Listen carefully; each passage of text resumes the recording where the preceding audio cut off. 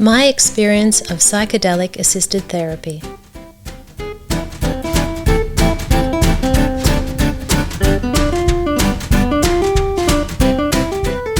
Hello everyone, welcome to Signpost for Living with Dr. Kirsten Hunter. We have gorgeous Holly Paterson here. How are you? Hey, I'm well, thanks. How are you? I'm good. Thank you so much for coming. Thank you for having me. We've been linked up by a shared person, haven't we? We've just met tonight and we had to stop talking so we could quickly get on the podcast and start talking and start recording, because otherwise we were, having too much fun over there. So I'm excited to keep talking to you. Me too. Absolutely. So we're talking about psychedelic assisted therapy. This is a huge new area, isn't it? Yes, not so new anymore, but yeah, very new. Do you have a sense of the time frame that this has really come to the medical attention? So I guess the greater population has sort of heard about it recently with the rescheduling of psilocybin and MDMA through the TGA. There's been trials and that sort of stuff going on overseas for quite a while now, and here too. It's just there's not been much awareness around that. The sort of most information that people will have are usually from friends or family who come back from going overseas and sitting with medicine overseas. So it is definitely become more popular since the rescheduling of the TGA, which is a fantastic thing. It's been really exciting. It's a really exciting time. Absolutely. Yeah. So let's explain to people what psychedelic assisted therapy is, because that's to many a new concept. Can you explain what that is? I'll do my best. Have a shot. I'll jump in anytime. Sure. So I guess the mainstream psychedelic assisted therapy is focusing around MDMA and psilocybin in Australia. Those are the two compounds that have been rescheduled here. They are being used with psychotherapy, and generally a 6 to 8 hour session with some therapists in the room, and it's a long session to go through. So there's generally 2 of these sessions with the psilocybin and not the MDMA. That seems to be panning out slightly differently. But yeah, my experiences are not the clinical sort of way that we're seeing it unfold here. It's in the traditional setting of in the jungle in Peru, sitting with ayahuasca and wachuma as well. So yeah. There you go. And the conversation, it blows open. I love it. So psychedelic assisted therapy, from my perspective, I work a lot with PTSD, and PTSD is one of those conditions where it is, I don't need to tell you this because you've experienced PTSD, but it's one of those conditions where it's often about improving the situation, improving the active symptoms, which might be flashbacks, intrusive images, hypervigilance, panic, etc., and helping the person to be able to process what trauma they've been through cognitively, thinking it through, rationalising, but also through behavioural exposure. And my understanding of psychedelic assisted therapy is that it's drugs that assist the brain to bring down the defences and help us to reconnect with that trauma. Is that your understanding? Sure, yeah. It depends which medicine we're talking about here, whether it's psilocybin, ayahuasca, MDMA. They're all going to have different sort of purposes and different outcomes. Yeah. I personally found ayahuasca to be the most healing for me. It's a very intense psychedelic that lasts for quite a while. You have the opportunity to relive traumas and process those traumas. Yeah. That's something that I've not achieved with psilocybin therapy or MDMA therapy, but I've been able to process traumas that I have been dying and trying to do that for so long that I was able to do that with ayahuasca. MDMA and psilocybin tend to be slightly different in the way that it's manifesting, I guess. You're more likely with MDMA therapy, it's more about breaking that barrier down and feeling all those things that you haven't felt in ages. It's feeling love again, it's feeling support again, it's feeling these things that when you have trauma, bad trauma, you push all of that stuff aside just to try and cope day to day. Yeah. And I think things like MDMA are a particularly beautiful medicine to be working with PTSD, to allow the person who is suffering to feel just even a glimpse of feeling those things, that love, that feeling of self-love again. It's something that I've never personally had from any other therapies that I've tried. And I mean, I tried all the psychiatric meds, I tried the talk therapies, I tried a lot of trauma therapies, and just nothing helped. I was deemed treatment resistant, and I had no other options left. So yeah, in 2018, I went to Peru on the tail end of a suicide attempt, actually, and. Can I ask you before you jump in, how long had you been searching? I mean, it sounds like you really, really went through lots of different therapeutic options. Can we go back a bit about the start of this journey, if that's okay? Yeah. So my background's in the intelligence community. I worked with a range of confronting materials that really affected me. Stuff we're not supposed to see. Stuff no one should have to see. That's right. Definitely. The side of humanity that little people know about, and stuff that you don't really want to know about either. The worst of the worst. So, I mean, I came out of that role pretty messed up. My PTSD started with extreme nightmares, which affected my sleep. I was quite terrified to go to sleep. I tried all the psychiatric meds. I was even put on antipsychotics at one stage, just to sort of knock me out and get me to sleep for just one night, because I was struggling with sleep so badly. I did the EDMR therapy. I did CBT therapy. I did some DBT therapy. None of them helped me, unfortunately. I even tried exposure therapy, which... Oh, no, you didn't, did you? Yeah, it was horrendous. There's a rule of thumb with exposure therapy that you don't actually get exposed to something that could continue to harm you. Right. So that's not therapeutically suggested. It was horrific. That's not actually okay. Right. You poor thing. I called it off actually after 2 sessions, and no, because one person being exposed to that material is traumatic. So I'm sorry. I'll just be quiet. Okay, now. No, totally. Slightly outraged. You're right.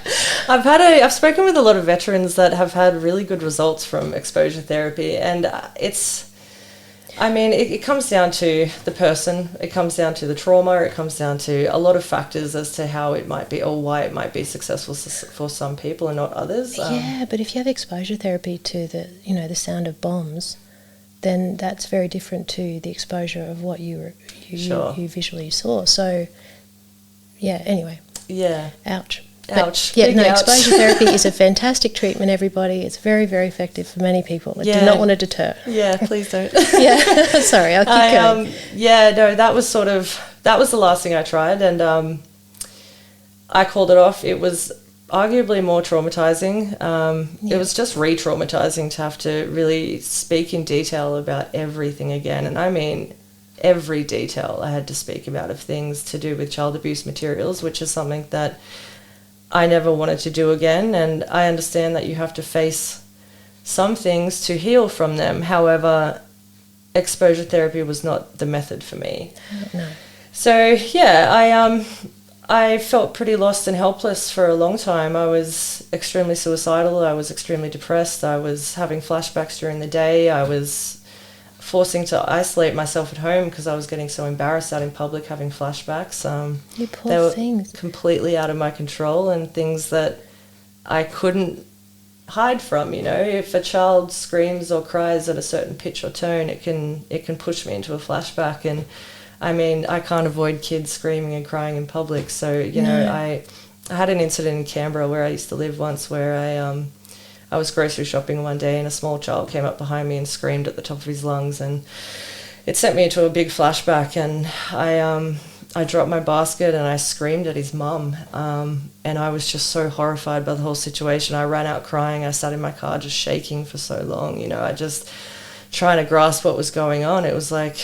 And just to explain to people that flashbacks are when you literally go back to the memory of the trauma and you're in that moment. So it's a very dissociative state, isn't it? I've tried explaining it to a few people with what flashbacks are like, and the best way that I can explain it is it's like you're having a dream in two worlds. Like you kind of know where you are, but at the same time you're completely somewhere else, and you're having this experience again, and it's extremely dissociative. It's extremely confusing.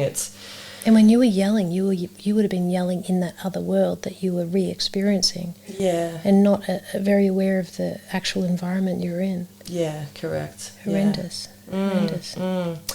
Yeah, so I was definitely at my worst I've ever been. And can I ask, darling, like, when you were working in intelligence, obviously you were functioning very well in life. Oh, yeah. You were kicking goals in your career that you chose. You had adequate mental health, I assume, or good mental health to be working, right? Yeah. And then to have this injury and then to not be functioning, apart from the PTSD, there's actually enormous loss, isn't there?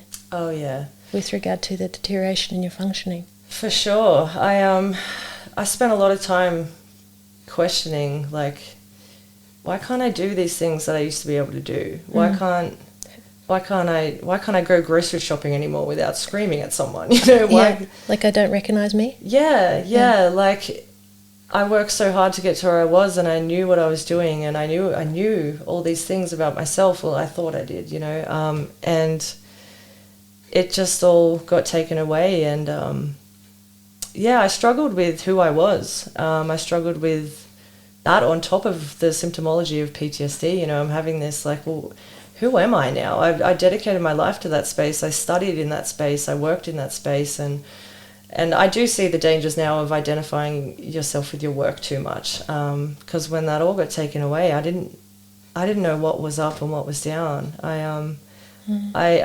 It took me a good couple of years to work through that too. I felt extremely lost and useless and worthless, and just all of those things that come with it. Not knowing what I was doing anymore, not knowing what my direction was anymore, not knowing why I got up in the morning anymore, really. I got extremely suicidal in that time. I got extremely suicidal. I couldn't function. I just wanted to not feel that way anymore. That's understandable, not to want to feel that way. Yeah. And I attempted suicide in 2018. I remember I had researched ayahuasca before the suicide attempt, and I remember lying in the hospital bed after my attempt, just like talking to myself, just like, this is your last option. You've got one more chance here, and that's to go to Peru, and that's to drink ayahuasca and to go to the jungle. And if that doesn't work, then I'll just disappear into the jungle and not come home, and hopefully just die peacefully in the jungle, you know, like that was the plan.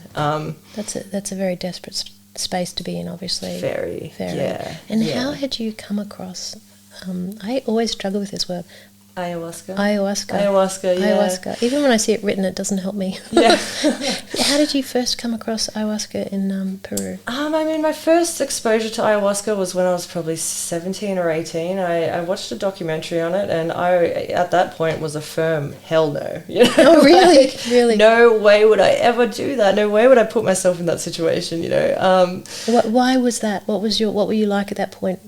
The documentary, it's funny, the documentary showed it exactly how it is, but for me at the time, when I was quite young when I first saw this, and I just couldn't wrap my head around why someone would do that. Yeah. Why would you go to the jungle to drink a psychedelic that most people looked terrified during the ceremony? You know, people were lashing out and crying, and I now know, you know, they were processing traumas and feeling things again, and it's just... I was absolutely terrified of that first initial view of it. But I researched it heavily after I wasn't getting any results with trauma therapies and things like that. I read about quite a few US Marines who were going over to Peru to sit with ayahuasca and were coming out a lot better. So let's explain to people what ayahuasca is. Okay. Ayahuasca is an extremely potent psychedelic. With the psychedelic component is DMT, which is dimethyltryptamine. It's made with the ayahuasca vine, which is this. Oh, really? On my necklace. There you go. And the trachuna plant. The trachuna plant has the DMT content in it. The ayahuasca vine has an MOI inhibitor, which means that you can stomach it without your stomach acids or enzymes eating away at it before it affects you. So usually if you were to try and drink or eat DMT, your enzymes in your stomach would eat away at it before it had a chance to affect you. So the MOA inhibitor in the ayahuasca vine, when mixed with trachuna, allows your body to process it. To absorb it. Allows you to have that extremely deep experience with it, yeah. Wow, and ayahuasca's been around for a very long time. Thousands of years they've been using it. Thousands of years, multiple countries? Yeah, across the Amazon region. Right. So that covers, Ecuador, Brazil, Peru, a few other places. It's a deeply traditional cultural part of living in the jungle. My experiences have been with the indigenous Shipibo people of Peru. So their life is working around ayahuasca and working around plant medicines in general. The plant medicines they work with, the pharmacy in the jungle, they have a wooden hut, and it says pharmacy written on it, and it's just full of plants. Are you serious? Yeah, really, 100% serious. Yeah, wow. It's full of plants, and everything that they need, they have there. There's an abundance of it in the jungle. They're the medicine keepers and the wisdom keepers, so they know what plant is what. And you can go and sit in a master plant dieter over there and work with master plants that they have learnt are very healing in different ways. And you can diet with a plant in isolation for 12 days if you want. There's a range of different ways you can do master plant dietas, and most of the master plants are not psychedelic. They're just plant medicines that have shown and proven to be extremely healing for the Shipibo people in the jungle. So that's my next step, is to go sit in a master plant dieta soon. That is incredible. So there's this extraordinary wisdom. Oh yeah. That is, we don't understand, and they've been in that world for, as you say, thousands of years. Yeah. So tell us about the story. So you think, right, I'm in hospital, I'm off to Peru. Yeah. Everyone, did they think you're a bit nuts, or did they say, whatever's going to work? Yeah, I didn't really say. I had all the crisis teams and stuff coming over to me, and psychiatrists, and I just wasn't. I'd attempted suicide with Seroquel, so when they were talking to me, I was completely out of it. I was in and out of conscious. Even when I sort of came to, they sort of just sent me on my way, and they were like, the crisis team will come to your house. So it was awful. Yeah, I didn't tell them at the time what I was going to do, but I left hospital and I booked a ticket to Peru, and I think it was like a month later I was on a flight on my own going to the jungle. So, was it scary? Did you know where to go, what you were doing? I'd spoken to my cousin in America who'd been 6 months before I went. I did a lot of research. I spoke to some good people that I knew were connected in with the areas. I spoke to a couple of people who'd been to the retreat that I was planning on going to, and I did go to. Do you mean the veterans that you heard of?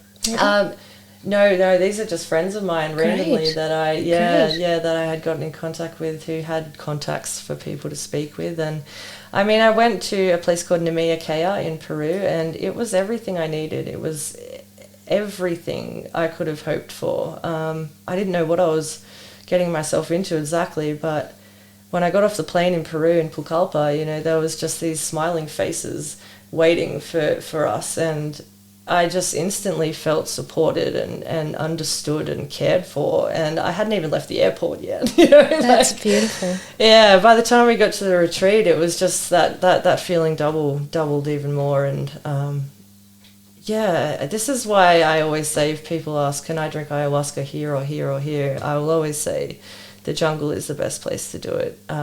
There's a lot of healing powers in the jungle, and the people there are just so humble and so willing to help anyone who comes their way. And it's really respecting the expertise, isn't it? Oh yeah, big time. It's a holistic thing. Yeah, you really have to trust in the medicine and trust in the process, and that can be really hard when it's your first time going. I struggled to sort of let go in my first couple of ceremonies. They weren't profoundly amazing ceremonies, my first couple of ones, and I guess I didn't expect them to be, but there was a bit of resistance in me that I was still not feeling, 100% comfortable, I guess. And so when you say ceremonies, do you mean like drinking the medicine? Yeah. And there's a process, isn't there? So the diet required beforehand? Yeah, so you'll get off all meats. Fish, they say you can have a bit of fish here and there, but oils, salts, sugars, Red meat, definitely. There's all these little things that you should get off. Any SSRIs, any sort of psychiatric medications that you're on, get off them 2 to 4 weeks before going. Again, that can be a hard process for people. I completely understand that. I got off all mine with this just sheer determination that I'm going to Peru, and if it doesn't help, then I'll just die there. It's a really weird mentality to sort of even wrap my own head around now.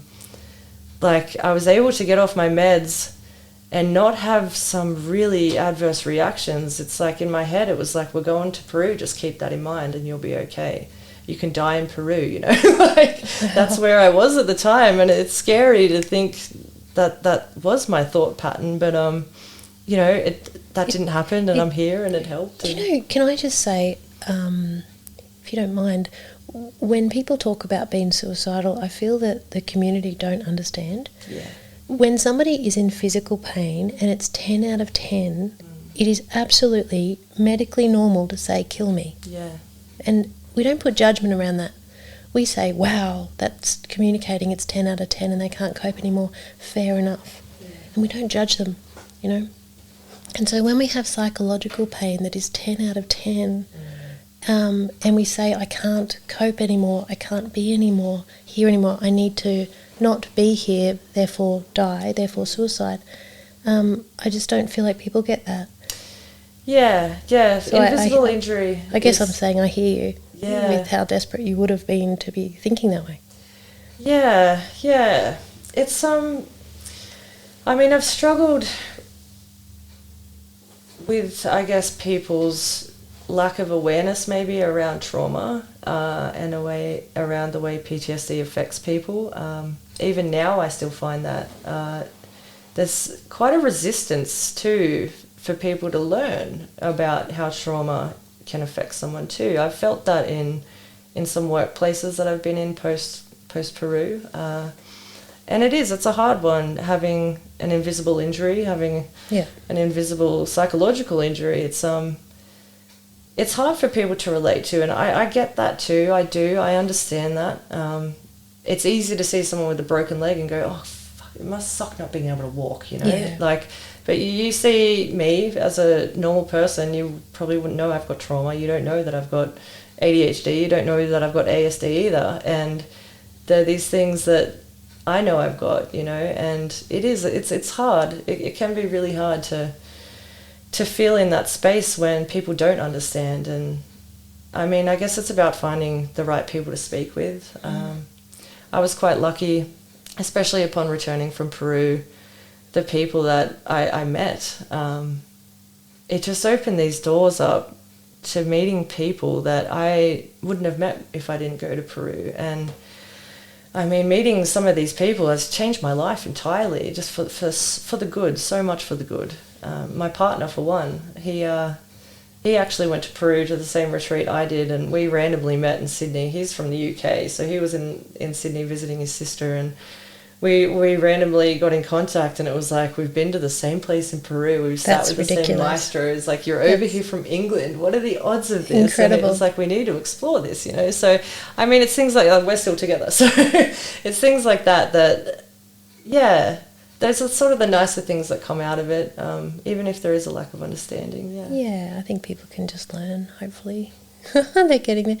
So then when you're in Peru, the first few sessions, you maybe had resistance, or I definitely had all the purging, all the vomiting that came with it. I definitely still had those fun parts. They say to have a good psychedelic therapy session, you have to trust the medicine. You have to trust that you're being held in a safe container, and you have to feel safe. And there's also a mental component of, I need to let go for this to work. You know, I need to be able to hand over the trust to this medicine spirit, if that's what you want to call it. You know, whatever is guiding me through this session, I need to hand my trust over to that, or else I'm not going to have a good time. I know that. Mm-hmm. And I mean, I've had quite scary ceremonies where I've seen things that have been terrifying. And that's sort of that has been in those moments of resistance where I can't let go. It's like the medicine's teaching you to I'm going to either scare the hell out of you, or you can chill out and let go and trust me, you know? That's sort of what it feels like. And it's like, okay, I'm going to hand over the reins to you. Please guide me safely. Just please guide me safely. That's all I'm going to ask. And once you're able to do that, it's a completely different experience. Maybe it's just a mentality too. I don't know. I mean, they say that if you're in a dark ayahuasca space, go to the fear, go to that dark thing that's making you fearful. And when you turn it around, or when you get closer to it, you'll generally see it's something that you don't have to be fearful of. It's something that's a part of you, and something that you need to face. And I mean, it's hard for people as well to sort of do that in ceremony, because people can get so scared. It's like, I don't want to go face that dark figure over there. And I completely get that. But there is this sort of underlying thing that if you go and face it, if you go and be brave enough to go see it, see what it is, whatever's haunting you in that space, it generally turns out to be a good thing. And so it kind of demystifies it. You go and confront it even, or just sit with it, and it demystifies, it diffuses. Yeah, and I mean, it can turn into something ugly. It could. It just depends where you're at, what the, you know, if I say the mother, I'm referring to ayahuasca. So it just depends what the mother wants to show you in that moment as well. That it might be healing, it might not be. I'd like to think that ayahuasca helps people see where they've gone wrong in life, not to torment them or to make them feel bad about it, but just to make them aware that maybe you shouldn't have behaved that way in that situation. You know, maybe you should have had some restraint and not used those words. Maybe there are ways that you can communicate better in the future. You know, there's all these little learning curves that you get from drinking ayahuasca, that it's something I've definitely had, particularly around connection, the importance of connection in my life with my family in particular, connecting with friends, connecting with people I don't know, understanding and being compassionate for people I don't know, and wanting to help. And yeah, there's a lot of realizations and awakening moments you have with drinking ayahuasca that can really change your outlook, your perspective, and your life. So yeah, I'm extremely grateful for the time that I've spent in Peru with the medicine. Wow. And so the where your mind goes to, it's not literal to the actual trauma per se. It's broader issues. It's more, you know, universal issues. Yeah. Would you say? Yeah. Is that right? I mean, I've personally healed from pretty dark traumas drinking ayahuasca. It's just the main difference with that experience was my perspective of it. When I relived that moment, I wasn't me in that moment. I was sort of hovering above, looking down. So I could see what was happening without that emotional perspective. I was able to process the trauma without having to get super upset about it again. It was like an objective perspective looking at it. I was able to see it, to process it, and I cried and I cried and I cried, but I didn't have a flashback. I didn't have nightmares, you know. I didn't, in those moments, I was able to process it, and I have been trying to do that for ages, you know, without, there's just not been any therapy where I can do that. Until I discovered ayahuasca and psychedelic therapy, there was nothing that could take me back into that moment safely, in a way that I felt safe. So yeah, it's extraordinary. It's a breakthrough therapy, you know. They say it's this breakthrough therapies that we've got here right now, and we're crazy to turn our eyes to them. So yeah. Well, hey, if something works, let's embrace it. 100%. Quite simple. So was there a point when you thought, I've turned around, I've kind of gotten over the hump, I'm recovering? You know, was there so many sessions through, or so many trips? Yeah, so I had 4 ceremonies in Peru the first time. That I got back from Peru and I slept a full night without nightmares. Wow. And that in itself was actually really confusing. I remember waking up and the sun was up, but I was awake. And it's like, usually I wake up, the first time I wake up during the night, it's obviously nighttime, and I'm screaming or I'm crying or I'm sweating or I'm shaking or whatever it is from nightmares. And I hadn't had a full night's sleep in years. So coming back to have a full night's sleep with no nightmares. Wonderfully strange. It was unbelievable. It was actually unbelievable. It was something that initially just gave me this hope. I was like, I can't, like, is this how it's going to be now? Like, am I going to sleep again? Is this something? And I mean, once you get your sleep back on track, that helps with a lot of other things. I mean, I've learned a lot about sleep deprivation from having extreme insomnia and just not wanting to sleep. That affected me in so many different ways, from well, that's torture, literally. Being more paranoid to, seeing things to, just all these things that add in that you don't need added on when you're dealing with PTSD. So, I mean, coming back and being able to sleep and coming back home too and not wanting to kill myself, not wanting to die every moment I woke up. Every morning I woke up, I didn't feel like, oh, like here I am again. God, like, what are we doing today? Like, how are we gonna get through the day? Like, that was just completely gone. And I came back feeling again. For the couple of years leading up to going to Peru, I spent so much time pushing aside any feeling that I had. Like, I was just trying to deal with living. I was just trying to cope day to day, and to have feelings of, if it was love, if it was joy, whatever it might be, that stuff just got pushed to the side. I couldn't feel it anymore. It's like I gave up on feeling it. And I remember it was during my the fourth ceremony with ayahuasca that I had, that I just felt my heart explode open. Like, absolutely, it's like this rush of emotion, this rush of feelings, all these things that I'd been pushing aside, all these things that I hadn't felt in so long, they all just suddenly came back.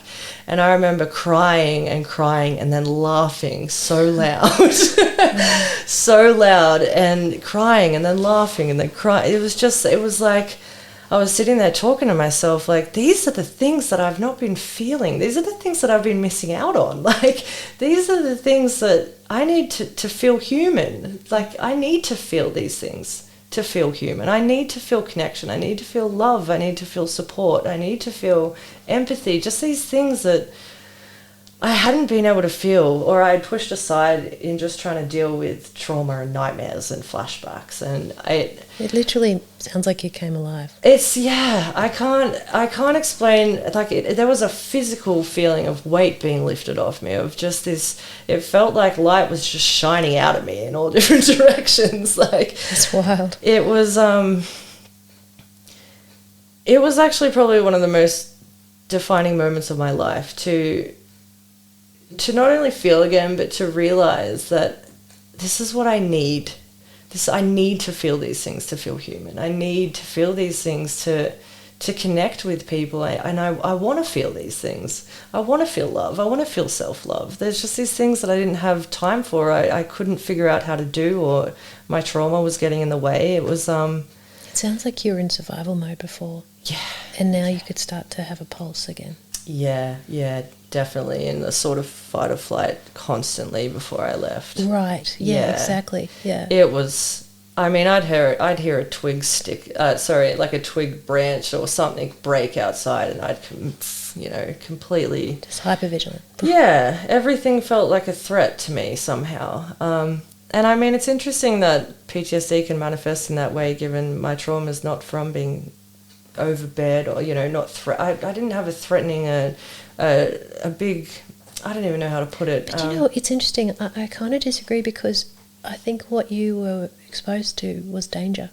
Just danger in general. Danger. And that's going to bring that fight-flight response, and that's going to bring in all of our survival instincts, So I actually think it links really tight. Right. Yeah. Okay, well, that's nice to hear. Wow. So when you were having this kind of, like your heart exploding, was that when you were back in Australia? No, that was during ceremony. Really? Yeah, that was during my ceremony. That I remember it very vividly. It was pitch black. I was in a maloka, which is the big wooden huts that you drink ayahuasca in. It's a very sacred ceremonial space. I remember sitting up. upright on my mat suddenly and just feeling these things, just feeling all these feelings. And I remember the maestros came over and worked with me after that. They sat with me for a while, actually. They do all sorts of things during ceremony. They'll blow mapacho, tobacco smoke on you. They'll spit agua de florido onto your hair. They'll touch you. And I mean, you just got to go with it. It's actually a really nice moment, having that sort of one-on-one moment with the maestros who you know are so trained to take you through these moments. So you're being cared for. Yeah, super cared for, very much so. And I mean, this maestro in particular, I went back to Peru in August last year after the lockdown lifted, and the maestro that I worked with at Namiyake, the place that I first went, he had set up during COVID his own centre. So I realised that the healing that I had wasn't so much the location that I was in, but the maestro that I worked with. So I wanted to go and sit again with him. So right. Yeah, we visited the new retreat space, which is even more deep into the jungle. Really? So yeah, we got on one of those little 8-seater light airplanes that lands on a dirt strip in the middle of the jungle with one guy on a motorbike with a little baton that's flashing, and it's quite an interesting experience sort of getting there alone. But yeah, wanting to work with the same maestro was definitely a good decision for me, because I continue doing a lot of work with him. Extraordinary. Yeah. So then you come back, you get back into life, and can you talk through that a little bit? And Yeah, life was changed. I speak about my life now as in pre-Peru and post-Peru. It's just the complete opposite end of the scale with where my life was. Not just with mental health, but with what I felt was important in life and what I really valued, and all sorts of things. I mean, I came home and I started meditating like crazy. I started doing Kundalini yoga. I started doing Hatha yoga and some yin yoga. All these things that my mum had been telling me my whole life. You should try these things. And, before Thanks, Peru, Mum. whatever. I don't have time for that. And, coming back, it's, I started really taking care of myself. I also had this mental shift of,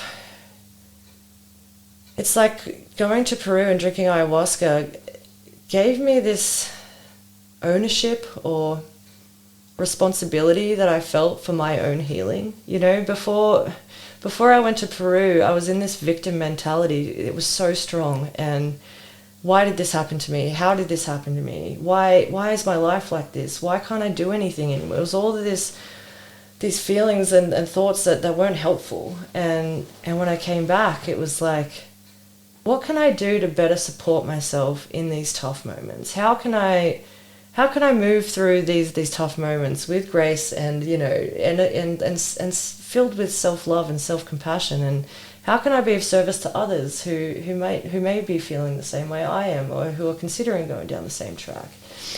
How can I better take care of my own body? That's something that I really valued when I was younger, and then it's like I became an adult, and it's like that all just got messy, and I didn't have time for it, and I was focused on my career and my studies, and that's all I wanted to do was just focus on that. And coming back again, I was not eating red meat. I'd kept up the diet, so I still don't eat red meat. I don't have dairy much anymore, and every part of my life just improved in ways that I didn't expect them to.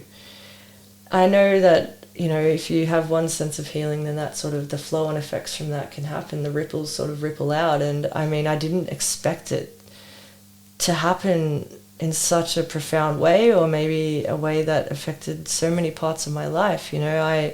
I was sleeping, I wasn't suicidal, I was exercising, I was eating healthy, I was meditating, I was doing yoga, all these tick boxes of things that I want to do and I need to do to help me feel good. And connecting with people with that love that you want. Oh, big time, yeah. Connection is the biggest thing. Especially with my mum. My mum was diagnosed with a rare form of fast-progressing Alzheimer's a couple of years ago. It's not that I didn't value connecting or the relationship I had with her. I've always been extremely close with my family. It's just I don't know what the shift was. It may have been that I was able to see clearly again. It might have been, I'm pretty sure I know that it was, you know, the psychedelic experience of, I'm connected to so many things here. Like, I appreciate my life now because I don't want to die, and I don't want to, you know, I don't have all these horrendous symptoms that I'm trying to deal with. And yeah, it's, I guess, yeah, I'm connecting with my mum like in ways that I never have. I'm connecting better with my family in general in ways that I never have before. It's like, I think it brought this sense of comfort inside of me as well, where I've always felt pretty on edge about who I am, and I've always been told, you know, I guess I've fit in the Asperger's category, so I've always overshared things. I've always said things that probably haven't been too well received, without having any awareness of it. Yeah, just I think I felt pretty misunderstood a lot of my life. And even within my own family, I felt sort of like the outcast, or maybe just the black sheep of the family to an extent. And I think just the realization that we are all connected, and we're all human, and we all deserve love, and we all deserve to feel good. And I want to know my family better. I want to know who they are. I want to know what really gets them up in the morning. I want to know these deep secrets of them, you know, things that I probably should never know, but I want to know them now. That is beyond beautiful, that level of connection. And what extraordinary timing, given your mum's diagnosis. You know, there's this precious window of time, isn't there, of connecting with her, and for you to be prioritising that is just so wonderful and timely.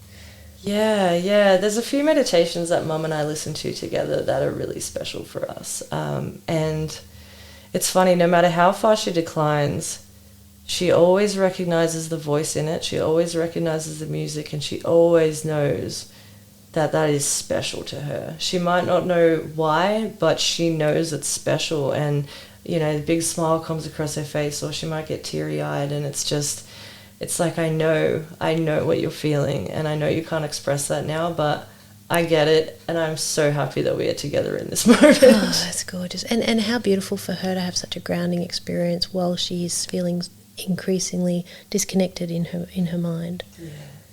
Can I bring us forward to I imagine you've connected with other people with trauma and who are also interested in the psychedelic assisted therapy, and created connections and networks. And can you tell me about what's around you now and who you are connected with and what's happening around us? Yeah, so Mind Medicine Australia are probably, well, they're the organisation who got the TGA to reschedule psilocybin and MDMA. They have been advocating for psychedelic assisted therapy for quite a few years now. So if people Googled Mind Medicine Australia, they'll find this? It'll come straight up. Great, Go for it everyone. Mind Medicine Australia. Yeah, that's it.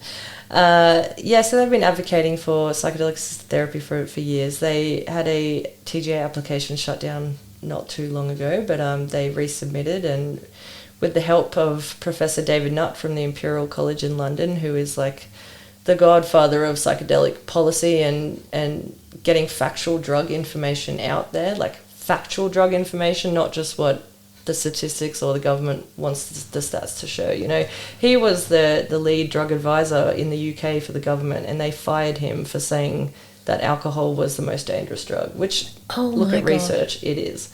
So for him to, you know, lose his job for saying that, it just sort of, it kind of shows you, I guess, where some governments may be at in terms of their views on these things. I mean, he then went and started his own organisation, and now he's an absolute legend. We love him. He came over and did a month tour at the good time when the TGA were considering the rescheduling. So he had a big role to play in that. We're forever thankful for him for coming over for that. So Mind Medicine, not only are they the guys who got the rescheduling done, they also are running the CPAT course, which is the Psychedelic Assisted Therapies course, where you can, it's open to psychologists, psychiatrists, people working in that space already. And you can come out as a psychedelic assisted therapist. So you can obviously then step into working with either MDMA or psilocybin, which will be here. They also have the chapters. So myself and my friend Michael, he's a 16-year veteran. Him and I run the national chapter of the Veterans and First Responders chapter for Mind Medicine Australia. So we have our meetings where we catch up with our community and we talk about where everything's at.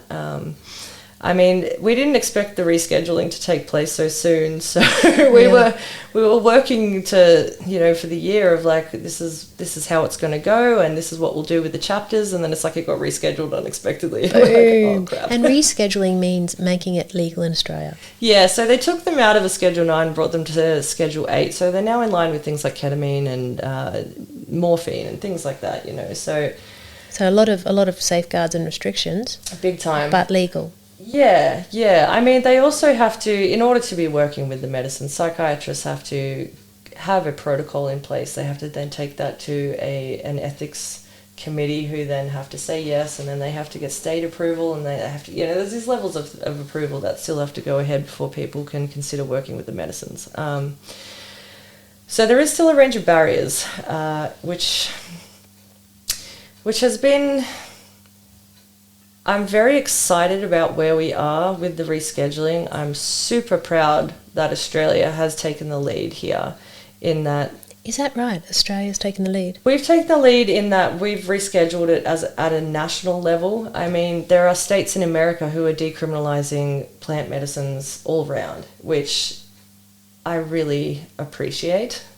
I believe we all should have the experience, and I believe we all should be allowed to explore our own consciousness, whether that's in an altered state or not.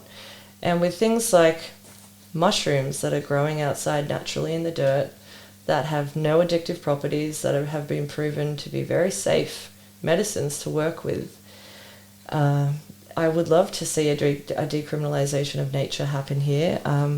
Sounds bizarre, doesn't it? It does. Yeah. And I fear, though, that our population may be a bit immature for a full decriminalisation to happen. I mean... So people not really handling it with a lot of wisdom. These medicines are proving to be extremely safe and effective in a controlled therapeutic setting. Yeah. So it's not to say that you can't, if you know what you're doing and you go out and you find some magic mushrooms, some, you know, and you go through the process properly of getting them ID'd properly, and you're confident in how you want to sit with them, go for it, I say. There is a lot of healing potential of working with these medicines with a trip sitter, if that's the word you want to use, or with someone guiding you through that. I do worry, though, that if there was a full decriminalisation and we could, or even a legalisation where we could go buy them from a dispensary, that it would very quickly potentially turn ugly, and then we'd be back at square one with that narrative of you're going to take LSD and jump off a building because you thought you could fly. You know, that sort of typical narrative that's really done a lot of damage for psychedelics in the past. Yeah. So you were saying that Australia's really leading the way, and that's exciting. I didn't know that. I say we're leading the way in making it a national. Yeah. And I mean, there's still a long way to go. There is still a long way to go. It's proving to be quite expensive. They've been throwing around numbers like $20,000 to $30,000 to sit with psilocybin twice. What? I don't care how many therapists are in the room. I don't care how much the import costs on that medicine are. It does not take, and it should not take, $20,000 to take someone through a mushroom ceremony or a mushroom experience. It just shouldn't. I can't actually imagine how they can justify that. Yeah, I mean, there's a lot of the costs are inflated by importation costs. We're not growing any psilocybin here to be used. Where I think we've secured, maybe it's the MDMA we've secured with a Canadian company. Either way, the psychedelic medicines that will be used here are coming in from overseas. I'm not familiar with psilocybin. What is it? Psilocybin, that's magic mushrooms. Oh, is that what that is? Okay, yeah. Okay. So we're not growing it here locally. We're importing it, which has a surprisingly high cost on it. And I mean, I get that having two psychologists or two psychotherapists sitting with someone for an 8-hour thing, I get that's going to be expensive. Not $20,000. Not $20,000 expensive. No. And the last thing that anyone wants to see here is people capitalizing and making money off vulnerable people. The vulnerable people, because the people who will be cleared to work with these medicines here, there's very strict. You're either going to be having treatment-resistant depression, in which you can work with psilocybin, or treatment-resistant PTSD, and you can work with MDMA. Not that you can't work around the other meds. You can't, if you have got treatment-resistant PTSD with the rescheduling, you can't go in for psilocybin. You can go in for MDMA though. So there's quite tight regulations already around who's going to be using them. But the people who have treatment-resistant PTSD and treatment-resistant depression, they're suffering. They are suffering, and they generally don't have a lot of money behind them to throw at a therapy like this. So 20 grand. That's ridiculous. It's so disheartening. It's extremely disheartening, especially after we've been advocating for so long in the space. It's like we've finally got this approval, and now look at the situation. Like, oh man, that's a stab to the heart. And knowing that, you know, people who do have treatment-resistant PTSD, a lot of them are veterans or first responders, and they're going to be covered by DVA and work cover. And DVA and work cover sure as hell aren't covering these things for at least a few years. So let's hope that this is the starting point, and then through increased, like normalising this and economy of scale, more coming through, that the price comes down, more and more practitioners are qualified, it becomes more normalised and accessible. I hope. Because there's no point having this product if no one can reach for it. Exactly, yeah. Yeah, we've had these initial conversations around, like, this is just going to benefit the wealthy. You know, and it's not to say that wealthy people can't have extreme trauma or PTSD, of course, and they deserve healing as much as anyone else. And if they've got the money, then that's awesome. That's really awesome. It's great that they'll be able to get it. But it shouldn't be discriminatory. Exactly. Yeah, exactly. That's what Australia's all about, healthcare supposedly getting to everyone. A fair go, yeah. So. Yeah, and I mean, I work closely with veterans and first responders.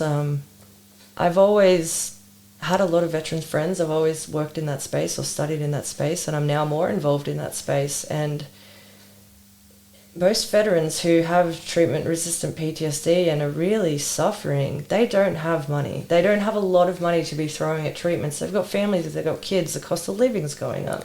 So all these things that add to it that just make it inaccessible for people. And this is why people travel to Peru. Absolutely. It's cheaper. And the moment you've got chronic mental health issues, earning capacity deteriorates enormously and potentially unemployed. So it is absolutely needs to be subsidised. Yeah. Well, Dylan, can I say I am blown away by where this conversation's gone? Isn't it great? It's gone in every direction. It's so great. It's so wonderful. And I'm loving that psychedelic assisted therapy is becoming more understood and investigated, normalised. We're taking away the boogeyman factor, and we're increasing, I don't think we're there, but we're increasing understanding. Yeah, the stigma is definitely being broken down slowly. That's it. Yeah, good summary. Slowly. We're doing our best. Holly, thank you. Everyone, this is Holly Paterson. Thank you so much for coming. I appreciate it immensely, and I'm sure we'll keep talking. Yeah, it's great chatting. Thanks for having me. No worries at all. Everyone, if you want to jump me, do you like that? Jump on the website. It's KirstenHunterAuthor.com, Facebook and Instagram, Kirsten Hunter Author, and Twitter, Kirsten Hunter AU. Thanks again, darling. I really appreciate it. Thank you. See ya.